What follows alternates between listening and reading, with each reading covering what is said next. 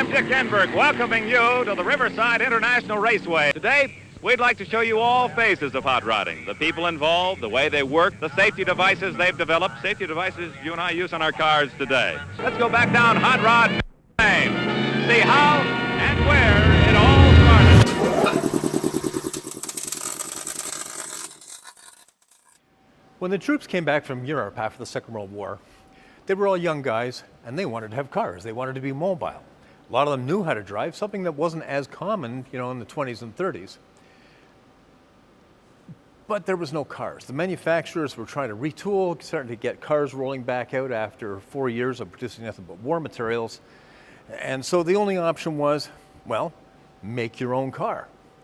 So they did. They went to wrecking yards, they bought up old Model A's and earlier things, and they started to modify them. They got more modern engines to make them a little faster. Then those cars started to turn into a hobby, and then they started to turn into a passion. By the late 40s, you had hot rods being raced. And they were generally Model A's because there were so many of them, and Model T's for that matter. And they were racing them on dirt tracks.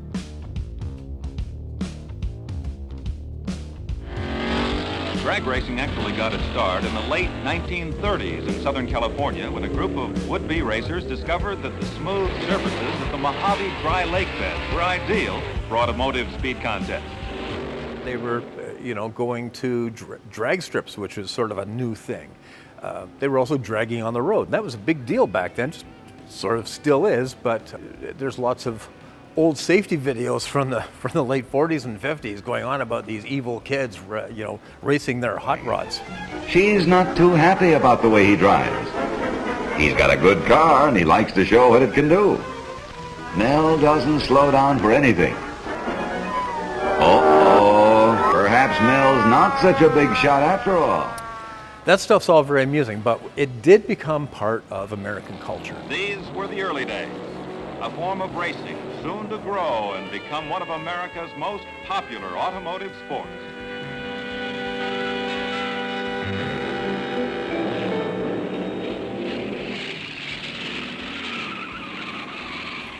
I've been sort of involved with hot rods for a long time, as those pictures show. I think I was 11 or 12 when I was building hot rods and customizing them, model kits, and I was fully immersed in the whole hot rod culture. I mean, I just loved it. That love affair has continued ever since. A couple of years ago, I was talking to Janice, and I said, we've had a lot of beautiful cars, but something we've never had of our own were hot rods. And she agreed. So I immediately started looking around, and I found this. It's a 1930 Model A. It's got a 49 Mercury Flathead 8 in it. It's got Canadian Meteor heads, which breathe a little bit better. It's dripping in Eddie Meyer's of Hollywood speed equipment, which is all like original stuff from one of the original speed shops in Southern California. It just fits the bill. Hard to improve on something like this, but that's the challenge. So I've been, doing little odds and ends in the true spirit of basically hot rodding. The other day, well, as a matter of fact, yesterday, we were driving it back from winter storage and it blew a hole in a manifold, so, there's a new thing. And that's what happens. These old cars have constant little things that you have to attend to. They're not modern cars. You don't take them to the dealer.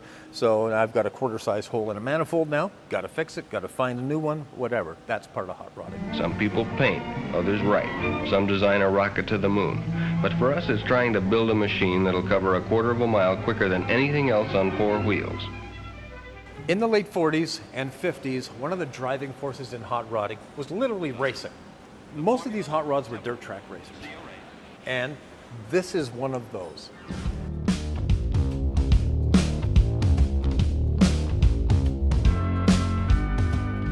This 1932 Ford V8 was originally ordered by a past president of Mexico. He ordered it in 1932. He ordered it with some very special things like this much larger back window in it. He took delivery. He had it for a few years. While he owned this, he was a contemporary of Pancho Villa and believed in many of that revolutionary ideas from Mexico. He rode into Mexico City on horseback and burned down the Communist Party headquarters in 1934. So, he was a force to be reckoned with. He passed his car on to his son.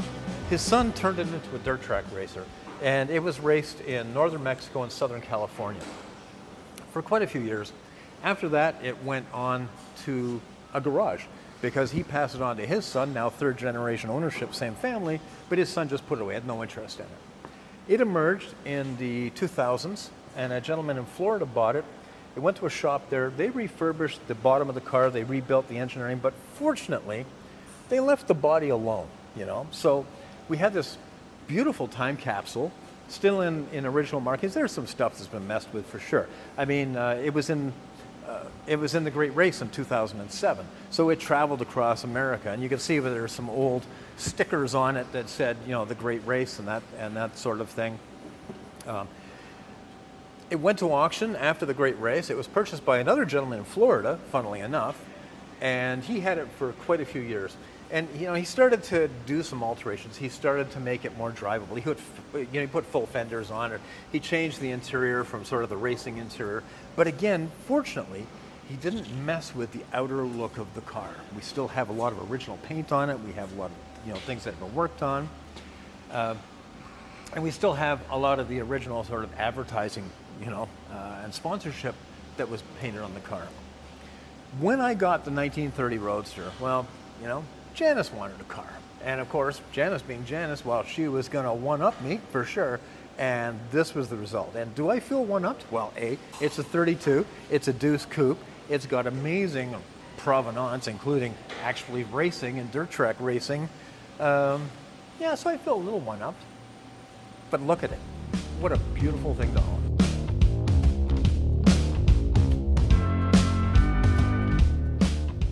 So we went through the 50s, and you had sort of a newer craze coming in where people were customizing big sedans and that sort of thing. But the hot rod persisted through that time. It persisted because they were still being raced, they were on the drag strips, they were at Bonneville, and young guys could still afford to build a hot rod in their backyard, and they'd have a car to go to high school with or to their first jobs. And there was an industry starting to flourish in California. By the mid-60s, hot rods were becoming very representative of the Southern California lifestyle, and the media and magazines and that were sort of taking advantage of that. Peterson Publications, which was a famous car publishing company, started to really get a hold of the whole hot rod craze. There was Carcraft magazine and Hot Rod magazine, and a lot of magazines came out. They were little small things, and they were almost like Pulp Fiction in some of the ways they were marketed, but they spoke to young people all across North America. So even if you were too young, or you couldn't afford, or you were just in the wrong place to have a hot rod, like, I don't know, Minnesota, you still could live that sort of Southern California dream of being like in a hot rod. Music started. You had the Beach Boys, you had Jan and Dean. They're singing about cars, they're singing about hot rods, they're appearing with hot rods. Now they become a real part of the culture of America. Santa Ana, California takes credit for having the first organized drag strip in operation in this country. It opened in July of 1950 for the first races on a paved quarter-mile long course. Suddenly, there were drag strips all over. With this outgrowth of racing activity came a rash of speed and custom equipment manufacturers. And a new magazine flourished, carrying news of the fledgling sport. Its name, Hot Rod Magazine. Today, the world's largest automotive publication. The culture of the 1960s created giants in the custom car business. We all know about George Barris, and George was certainly, he self-styled himself king of the customizers. There was a lot of people who sort of took a little bit of fault with that. But there was no doubt about it. Again, he kept the whole culture to the fore, to the point where he was building hot rods and custom cars for big Hollywood movie stars and people like Sonny and Cher. So there was that presence. There was other guys basically working in small garages and everything. There was Dick Dean, who did work with Barris and a lot of the others, who built Munster Coach, who built Dragula. There was Dean Jefferies, famous for the Monkey Mobile, but a lot of other incredible customs, including some really forward-looking customs. There was something sort of happened mid-60s where hot rods really developed a styling of their own, and they migrated from something like this right into really futuristic things. Ed Roth, one of my all-time favorite customizers. You know, he started the whole Ratfink craze, and I guess he's probably more famous for Ratfink on t-shirts these days than he is for the custom cars.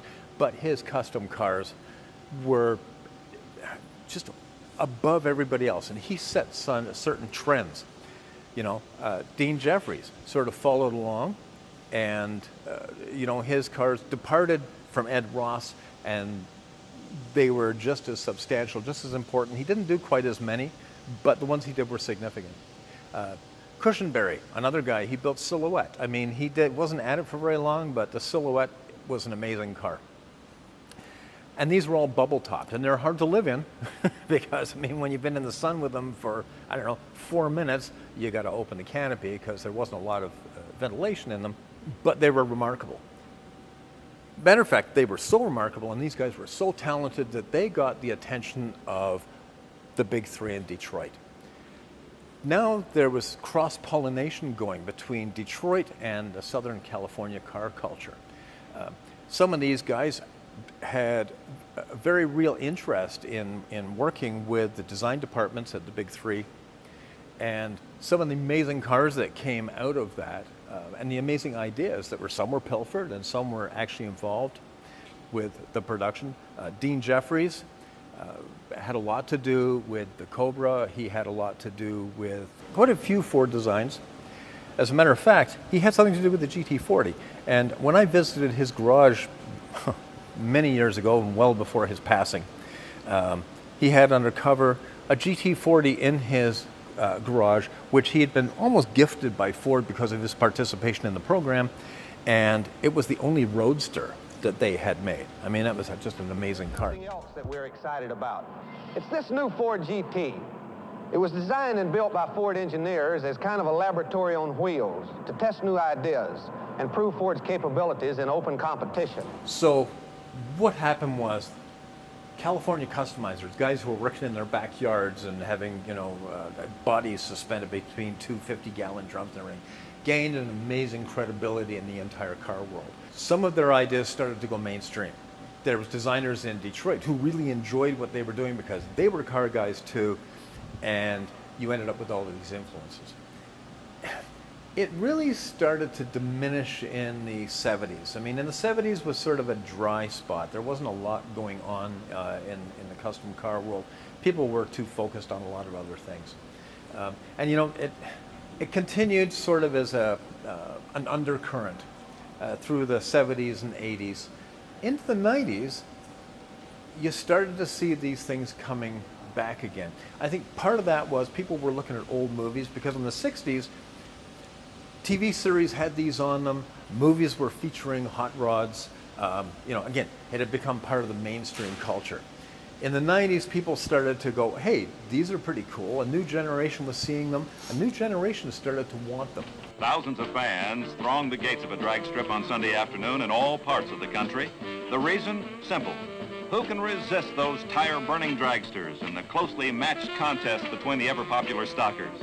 It all adds up to a thrill a second spectacular. In the 1950s and 60s, when you were building a hot rod, you went to the junkyard to get your parts. That, or you made the parts, you know, especially body parts and things like that. In the 1990s, when you wanted to build a hot rod, there was now an industry supporting the building of hot rods. It had gradually been gaining momentum. In the 90s, it really started to poke its head up. In the 2000s, now you could buy everything. You could build a 1932 Ford Deuce Coupe without a single Ford part in it. There was chassis available, there was fiberglass bodies available, there was guys making steel bodies, not original, but you know, steel bodies. The engines, well, a lot of people were opting for 350 Chevy small blocks, and there was a whole industry to support those with high-performance parts and dress-up parts and all that kind of thing. So this big industry that was flourishing now sort of compromised a lot of the imagination and the inventiveness that went into building a hot rod. It sort of made them formula. So, you know, you can sort of see the same hot rod in Wisconsin that you'll see in Florida, that you'll see in Alberta, you know, because they're all using the same parts. So the only variations are really color and personal taste on interiors and that kind of thing. As a matter of fact, then, there were still guys out there who wanted the hot rod in the old style, and we got rat rods, which were sort of back to basics, and that's a whole different world. Doesn't necessarily get along with the whole hot rod world. I've seen both sides turning their noses up the other, even though both sides basically owe their existence to the other side. So they're still firmly entrenched in the American culture. They will always be a strong point in the 50s and 60s culture. There's always a fondness that people have for them. There's no doubt about that. There was an inventiveness that bled over into the cars that we drive every day. And to put a fine point on that, General Motors was having a lot of trouble with the fiberglass for the Corvettes. And they knew that Ed Roth was building fiberglass cars. He was one of the first guys to build the entire body out of fiberglass. I was talking to a fellow many years ago who was in the design department who remembered them sending two guys to Southern California to visit Barris and Roth and that kind of thing. One of the things they wanted to know was, how were they building these fiberglass bodies? How were they producing them? They really didn't know. As I said, they were having trouble with the Corvettes. When they got to Ed Roth's place, they were really keen to see how he was producing these fiberglass bodies.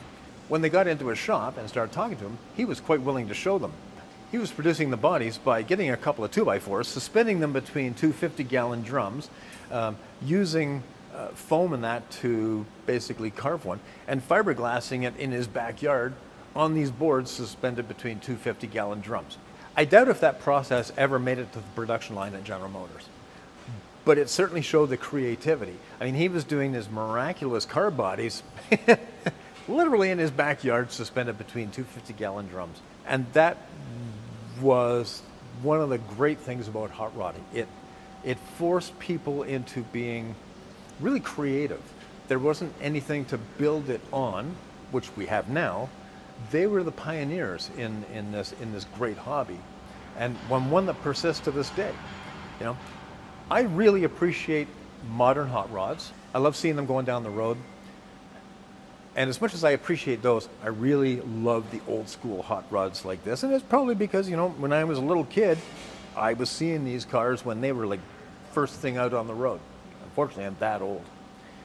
What has really gotten my attention the last few years, and I've even built a couple, were rat rods, because that was back to hot rodding in its distilled essence.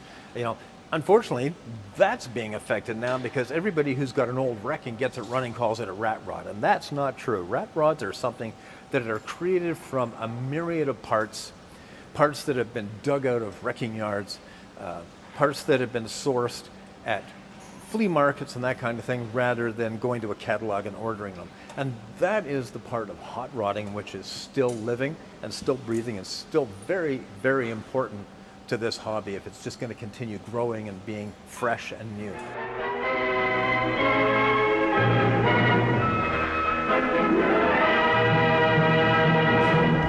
So that's it for hot rods today. Now I'm going to go to something that's going to be far more problematic. Next video up is going to be, well, this bloody Aston Martin. We're going to get going on the planning and deciding what kind of driveline we're going to be putting in. Well, maybe we're going to hot rod it a little bit.